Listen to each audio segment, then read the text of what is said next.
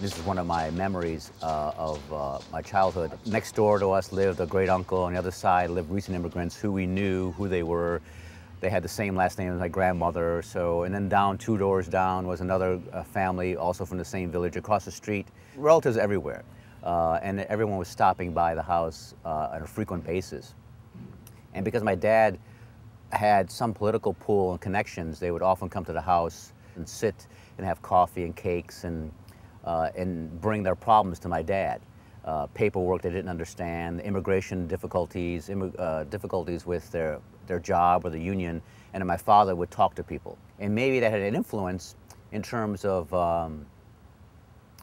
how I felt community service was a part of my future, or was just kind of like part of like who we were.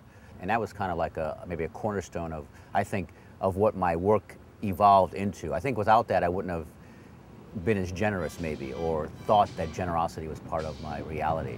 How are you? How are you?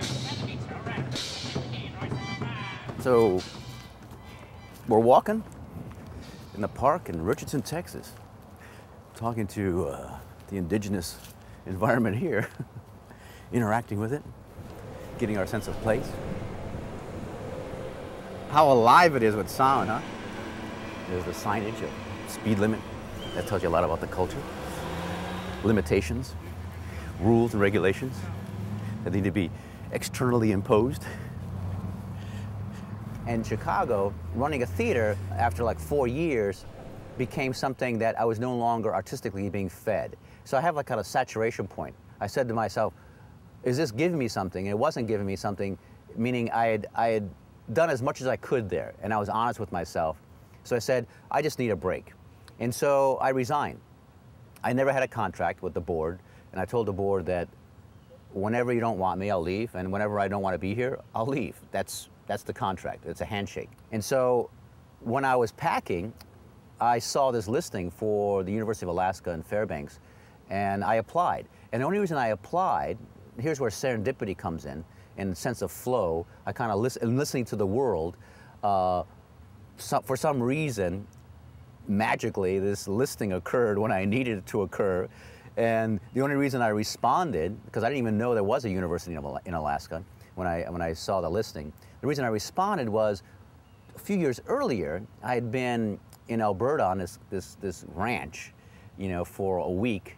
And it was a 4,000-acre ranch, a friend of a friend's. And the guy I admired, he owned the ranch. I go, what would you do if you were my age? He was a mountain climber and a kayaker and an outdoorsman and a rancher and all that.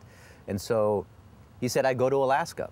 And so that's the only reason I applied. And so for some reason, the universe or the reality or whatever, the spirits said, I asked that question, and for whatever reason, he responded that way. And for whatever reason, 2 years later, there was an ad in this newspaper for the University of Alaska. So I applied. And within 3.5 months, I was there.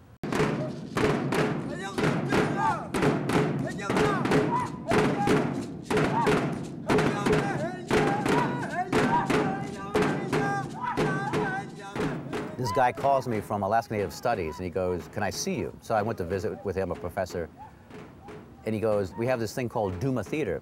The guy who was running it left in the spring, and if you don't do it, they'll cut the program. He says, that's how Alaska works. It's boom or bust.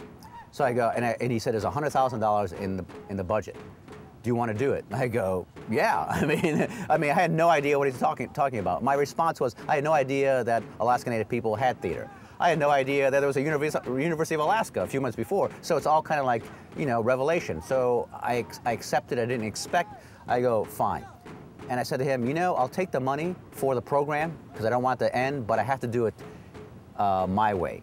And I thought, I had rushed so many things in Chicago, and I had given short shrift to so many things in Chicago, like artistic projects, that I resolved myself. And I do this a lot. I make resolves. I say I resolve, and that becomes a focal point.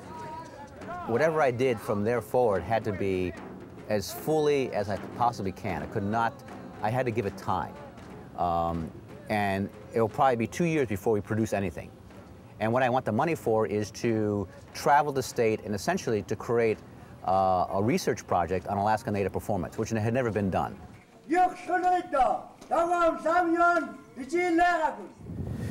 The spark of it came I was doing Duma Theater and I was doing workshops, and this woman came to my class one day, almost crying, as I was about to go to my class, and she goes, "I want to be part of Duma." And I had just found this story called The Longest Story Ever Told, and it was like kayak. It's essentially an origin myth for the Alaska Native people and Yup'ik people. She goes, "I need to be in this performance." And her grandmother had written, and it was her story, that she was like the Homer of the Alaska Native people.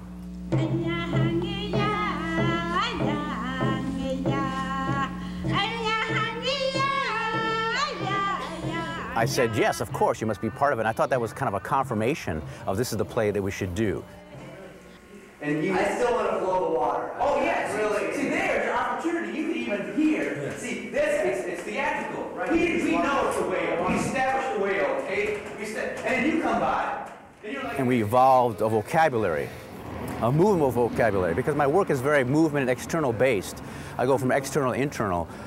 Alaska Native people and a lot of other cultures, indigenous cultures, they see external structures as forms which essentially hold a code that represents something symbolic.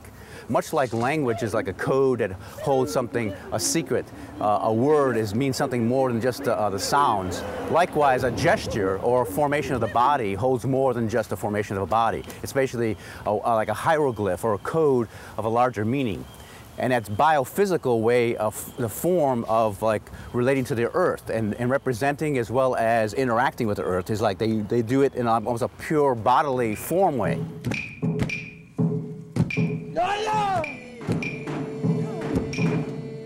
So I met this guy, and he worked at the Geophysical Institute, and he did electromagnetic wave readings of the Earth's surface. The Earth gives off this this resonance. It's called the Schumann resonance, and it's, I think, 7.8 hertz. And so essentially it's what creates magnetism or creates gravity. Different parts of the Earth, depending on the geological density, and for whatever other reasons, geologically, offer a different kind of resonance, different frequencies or variations of this frequency. The frequency for Southwest Alaska, where the Yup'ik Eskimo are, I asked them, "What's that sound?" And so the sound was identical to their drum beat. And then it made me realize that when Alaska Native people, or the Yup'ik in that instance, are beating their drum, they're essentially not only syncing themselves as a community with their drum beat, they're also syncing with the earth. Shut up! Go clean my house! It's important that the form be exact. And the form usually is determined either in a shamanic ritual or how it relates to an animal or how it interacts with a geographical space. So it's not just an arbitrary form saying I'm going to start moving my arms in a certain way. We're moving in a certain way because it's encoded with the land. It's encoded with the psyche of the special people, the shamans or the elders, the dance makers.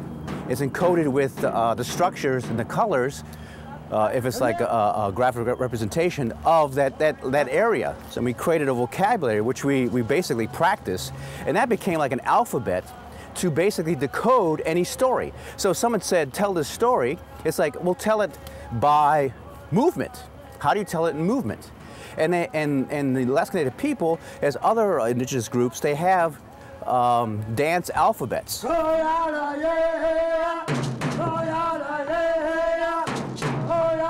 In a sense, my work was defining the code that's already existing, identifying it so it's transportable, meaning urban natives can use it, and then it can be shared by natives and non-natives of their specific group. So that's kind of like became the paradigm of how I operated.